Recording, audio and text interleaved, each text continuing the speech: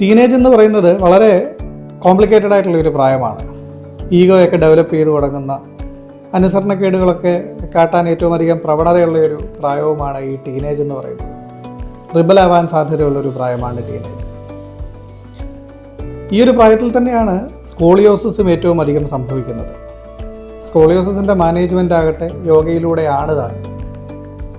അപ്പോൾ ഇത് മറ്റൊരാളുടെ ഒരു നിർബന്ധത്തിന് വഴങ്ങി മറ്റാർക്കോ വേണ്ടി ചെയ്യുമ്പോൾ പലപ്പോഴും ഈ യോഗയിൽ റിസൾട്ടും കുറവാണ്. മാത്രമല്ല, മാസങ്ങളോ ഒരു വർഷമോ ഒന്നും ചെയ്താൽ മാത്രം ശരിയാവുന്നൊരു സാധനമല്ല സ്കോളിയോസിസ്. അതൊരു യോഗയൊരു ജീവിതശൈലിയുടെ ഭാഗമായിട്ട് വർഷങ്ങളോളം ചെയ്യേണ്ടി വരും. അപ്പോൾ ഇവിടെ പേരൻസ് എപ്പോഴും കാണിക്കുന്ന ഏറ്റവും പ്രധാന ഒരു പ്രശ്നമെന്ന് പറയുന്നത് കുട്ടികളുടെ പുറകെ നടന്ന് യോഗ ചെയ്തോ അല്ലെങ്കിൽ നീ ചെയ്യുന്ന പറയുന്നത് ഇൻസിസ്റ്റ് ചെയ്യുന്നത് ഒരു പ്രവണത കാണാറുണ്ട്. ഇത്തരത്തിൽ ഇൻസിസ്റ്റ് ചെയ്യുമ്പോൾ തന്നെ കുട്ടികൾ യോഗ ചെയ്യാനുള്ള സാധ്യതകൾ കുറയുകയാണ് ചെയ്യുന്നത്.